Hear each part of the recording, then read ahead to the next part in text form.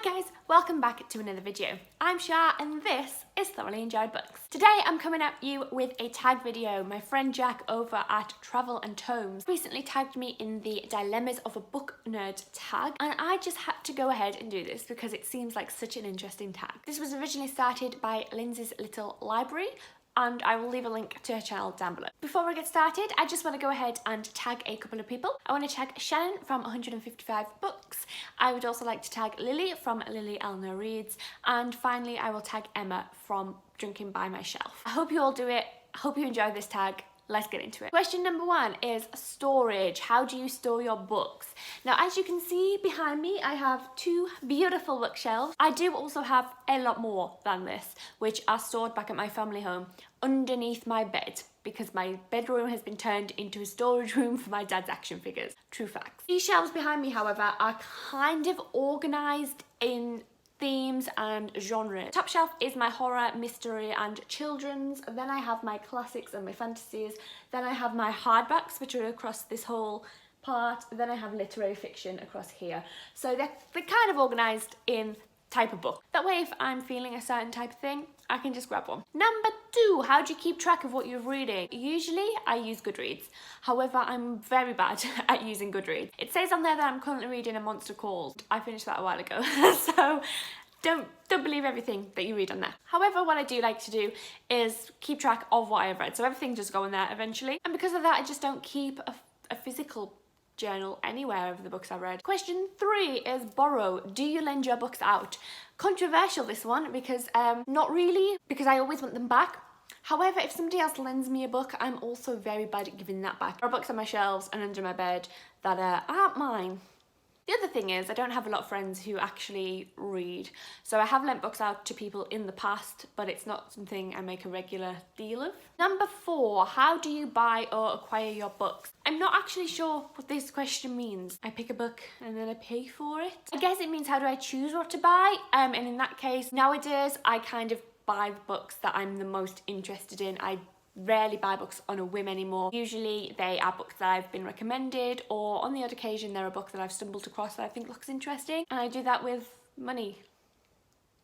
Number 5, how do you respond to questions such as how do you read so much? I don't get questions on BookTube because I don't actually read that much in the grand scheme of things. At work, people are often shocked that I can read a book in a day or two. To them, I just say I just enjoy reading. I read quite fast, but there's no real secret to it. I guess it's just something I prioritise. Some people watch a lot of TV and I do a lot of reading. Question 6, how do you pick your next book? I've kind of been more of a mood reader lately. I used to do a lot of TBRs, but I just find they don't work for me because 2 weeks after I say I want to read a book, often I'm not interested in it anymore. Sometimes I have a vague idea of what I want to read, so when I have books out at the library, I know I'm going to prioritise those over others. In general, I just pick what I want. Question number 7, how do you pick a book to take on holiday with you? And this changes, I think. I went to Las Vegas in May this year, and I took with me 2 books that were actually set in Vegas. I took along What Happens in Vegas by Shana Gray and I Heart Vegas by Lindsay Kelk. Unfortunately, I didn't get around to reading these because we were just really busy on that holiday. I do often like to read a book set in the place I'm visiting. I think it gives a new ambiance to the holiday. However, again, in general, it tends to just be something I'm interested in at the time. I kind of like to take shorter reads because I like to actually get through them. I don't really have any specific way of picking. Number 8 is, do you annotate or mark your books in any way? So generally when I am reading a book for fun, I don't make any notes. If I really like a quote, sometimes I do underline it with a pencil, or maybe I annotate it with a little sticker note, or sometimes I just save the quote on my phone. However, when I am reading a book for university or for school or for studying, I tend to do a lot of annotating, so I'll underline, I'll scribble all over the book and use sticky notes. So it depends on what I'm reading for. So yes, if I'm reading a book for a purpose of studying, then I scribble all over it. Number 9, new or backlist, what do you prefer? Again, it's not something I'm generally too bothered about. If a book interests me and it's new, then I'll give it a read. If a book interests me and it's old, I'll also give it a read. I don't purely read classics or the canon, and I don't purely read new releases. I know some people have, you know, different opinions on that. Some people like to read all the classic books because they think they've been around for ages, therefore they must be a lot better. or they might like new books because they just think, well, with so many books out there, I might as well just keep up with the time. I'm not either way. And number 10 is sequels. Do you read a series as they're released, or do you wait until the series is finished to read them all? Again, this often depends on the series.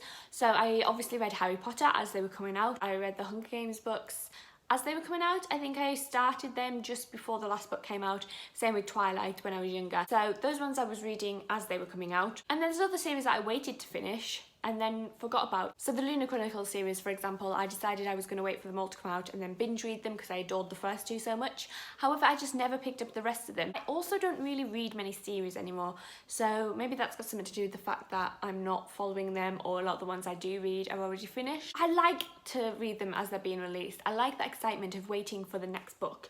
So I think that is what I prefer. So those are my answers to the dilemmas of a book nerd. I know they're not the most exciting. I know a lot of them I was kind of like, not bothered. But that's just the way that the cookie crumbles. I hope you enjoyed this video. If you want to do this, go ahead and do it. You don't need to be tagged. I will leave a link to the 3 channels that I have tagged in the description box down below. Go and check them out. They're some really lovely people. As usual, my links will be down there as well. Come and follow me on Goodreads and Twitter and all that good stuff. And I will see you in another video very, very soon. Bye!